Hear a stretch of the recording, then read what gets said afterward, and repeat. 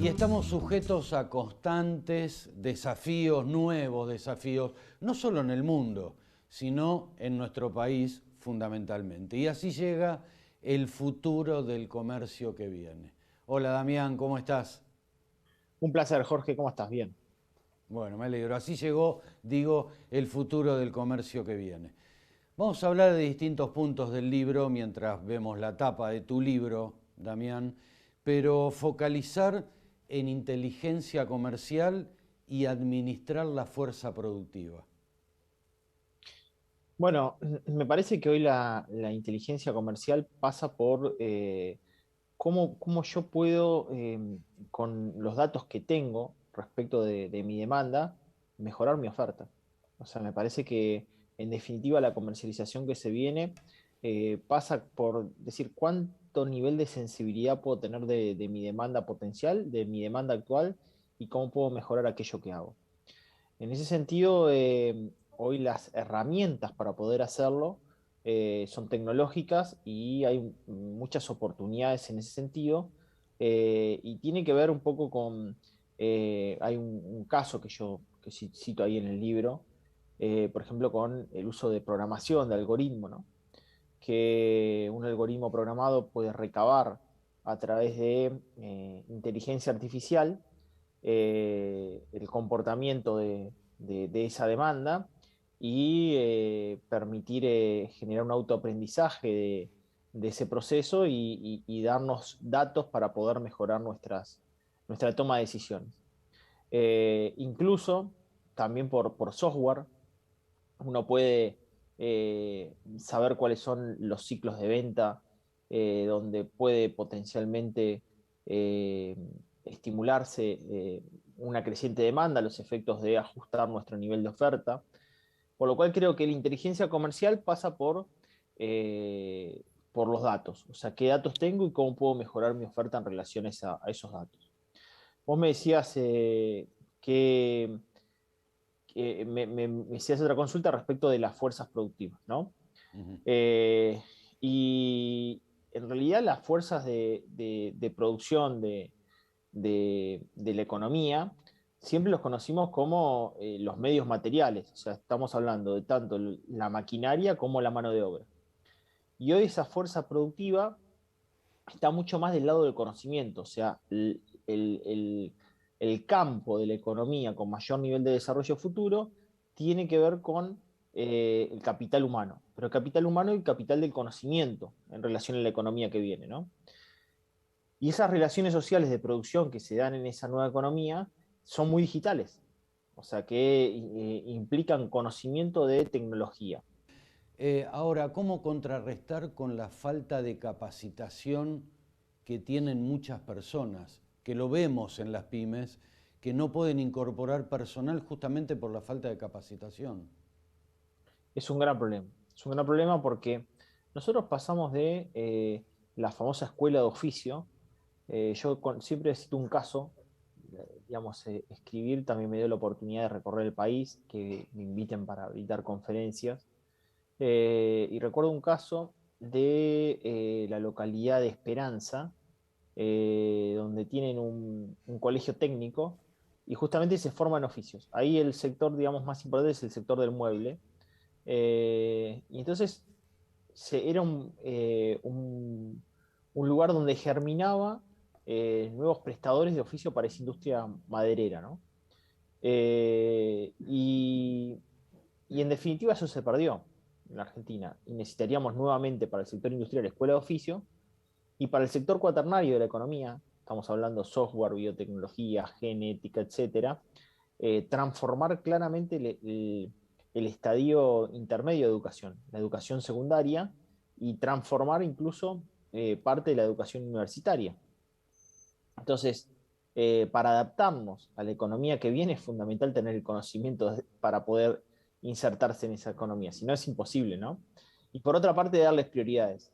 Argentina incluso está muy retrasado respecto de la currícula.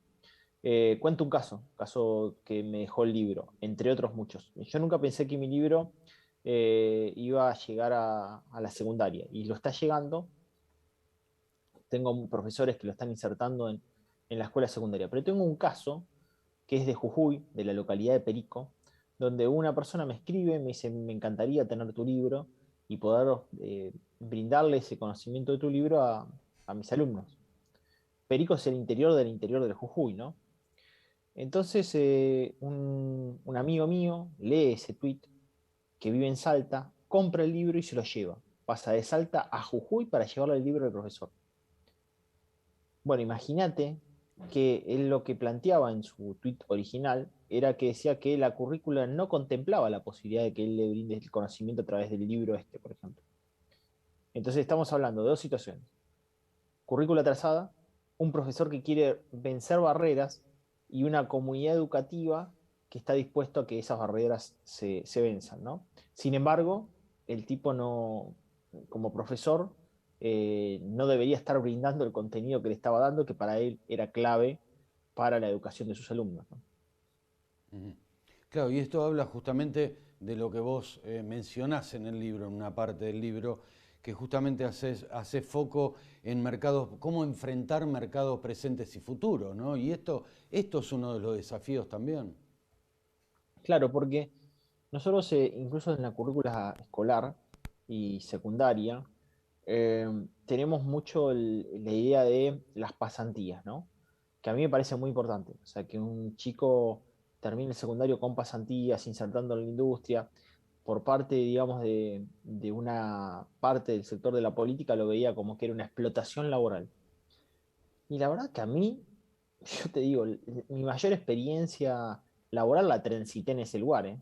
De esa forma, que hoy lo podríamos incluso mejorar, pero la transité laburando, saliendo a laburar, a hacer cosas. Desde mi viejo, que era comerciante y lo ayudaba, hasta la propia asociación de comerciantes de mi barrio, donde yo laburaba haciendo cobranza y teniendo contacto con los comercios. Y uno trabaja, y es importante esos primeros pasos, ¿no? Para que uno adquiera aprendizaje, incluso desde el punto de vista social, ¿no? Eh, y me parece que Argentina ya no solamente debería pensar en esa situación de alumnos que ejerzan una pasantía pensando en la relación de dependencia. ¿Cómo transformamos si hacemos una revolución educativa para generar nuevos emprendedores? Y eso tiene que ver con una currícula escolar que maneje la praxis, o sea, que sea muy práctica en relación a los desafíos emergentes del futuro, ¿no? Ujú. Relacionado, Damián, con la revolución tecnológica que también te referís en el libro, eh, ¿cómo se ensambla con las distintas generaciones? Porque, bueno, hay generaciones que son muy distantes a lo que es lo tecnológico. ¿Cómo Bueno, adaptarlo? pensemos en la generación de la X, mayores de 40 años o 38 años, los baby boomers mayores de 50 y la generación silenciosa mayores de 70. Parecería ser que es una eh, generación que conoce de tecnología en términos aplicados, o sea, utiliza la tecnología para hacerse de un beneficio que le pueda llegar a aportar, pero no desarrolla tecnología. Ni conoce código de programación, ni sabe qué es lo que en definitiva pasa por eh, desarrollar un software, etcétera. Pero eso no implica que tenga que conocer cómo se programa, qué es un código, qué es un algoritmo, para qué serviría la inteligencia artificial, qué es el machine learning, o sea, para qué sirven esas herramientas en función de su comercio. Porque aquel que no sabe, es difícil que administre. ¿Viste cuando a vos te pasaba que en definitiva querías hablar de algo que escuchaste pero no sabes? Bueno, no solamente vas a quedar expuesto, sino que lo más fácil es que lo seguramente que te va a terminar pasando es que fracases, porque para uno emprender en algo mínimo tiene que saber. Y si no, te van a decir cualquier cosa. Y mismo vos no vas a poder saber para qué esas herramientas las puedes utilizar en función de tu actividad empresaria, tu actividad comercial, como prestador de servicio. Entonces, este trabajo está un poco digamos, exhibido a los efectos de lograr ese objetivo, que aquel que no conoce nada de todo esto sepa de qué se trata y puede involucrarse en justamente el campo de la tecnología. Está pensado para esa generación que vos hablás, generación mayores de 38, 40 años, y está pensado también para los más jóvenes, porque los jóvenes tienen mayor expertise y conocen más de todo esto, pero bueno, también el libro muestra casos y tiene la suficiente profundidad como para un público que es un poco más avesado pueda tener mayor nivel de conocimiento, digamos, iniciando su lectura, ¿no? Ujú. Dentro de esto y que decís que abarca distintas generaciones, este material, este libro, eh, ¿cuál fue la mayor satisfacción De este trabajo. de este trabajo? Sí, sí. Yo creo que es muy reciente porque yo lo presenté en mayo, todavía ni siquiera cumplió un mes de la presentación de este libro, que fue el 8 de mayo en la Feria Internacional del Libro, pero sin ninguna duda la mayor satisfacción es que está atravesando sectores que yo quiero que atraviesen. La educación en el sector secundario, y no era esperado eso, Jorge, que recién te lo manifesté. Y por ejemplo, me están convocando para brindar conferencias en el sector empresario, justamente en esa generación que hablamos recién, 40, 50, 60 años, que quieren saber de esto. Eh, y sobre todo en el comercio minorista tradicional. Que el comercio minorista tradicional esté, digamos, eh, comprando, adquiriendo este libro porque sabe que en definitiva tiene que tener conocimiento sobre esto y que es el futuro. Hay un, Cuando uno inicia un proceso de cambio, lo importante es que, y ya te lo digo en términos de psicología, hay un autor que es un psicoanalista argentino muy conocido, que es Pichon Rivière, que desgraciadamente se perdió la escuela acá, pero él decía que una persona para transformar algo, primero tiene que transformarse. Y en esa transformación tiene que haber un proceso adaptativo al cambio. O sea, uno no puede cambiar de un día para el otro. Tiene que ir haciéndolo en términos graduales y en forma adaptativa. Entonces, la mejor forma es sobrellevar ese recorrido, adquiriendo conocimiento y sintiéndose más fuerte para dar el próximo paso. Entonces, en ese sentido, el recorrido se convierte de tensionante y digamos, de una forma desafiante en placentero también. O sea, el recorrido se convierte en placentero, porque uno lo hace en forma gradual y va adaptando su mente y cuerpo a ese objetivo. Entonces, los invito a que inicien en ese recorrido porque necesitamos un comercio eh, minorista tradicional que se adapte a este nuevo cambio, ¿no?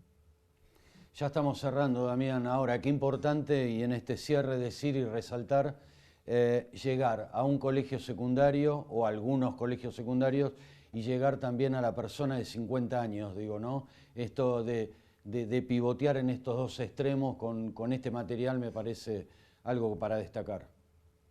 Sí, me escriben por redes chicos desde 13, 14 años hasta ayer, por ejemplo, una persona de 76. Entonces eso, hablar con esas dos generaciones, me parece que las necesitamos a ambas en ese proceso adaptativo. Y creo que, bueno, es fundamental. Y no quiero dejar de mencionar, Jorge, este es mi quinto libro, pero el primero que yo escribí allí por los años 2010, 2011, eh, que fue El futuro del comercio minorista en Argentina, Ujú. me tuvo en tu lugar para darme un espacio para poder divulgarlo. Y eso nunca lo olvido. Así que Bueno, muchas me, gracias. me Muchas encanta gracias. poder hacerlo en esta ocasión nuevamente en tu espacio. Muchas gracias, Damián. Muchas gracias por recordarlo. Yo también me acuerdo siempre de aquel momento y lo recordamos con amigos en común también, como Alberto Cale, Fabián Tarrío. Y bueno, qué sé yo, es grato porque además somos amigos de muchísimos años y quiero agradecerte nuevamente por recordar aquel momento. Bueno, y también agradecerte que hayas estado en la presentación de mi libro. Si te invité es porque estás presente, por eso te Seguro. invité. Y habrás visto que el ámbito no era el de la Feria del Libro, que es más abierto, era un ámbito un poco más cerradito, esa invitación, y agradecerte también por tu presencia en ese momento. No, a vos, por tenerme presente justamente. Muchas gracias, Damián. Un placer y felicitaciones por tu espacio y programa, Jorge. Abrazo grande. Gracias, un abrazo.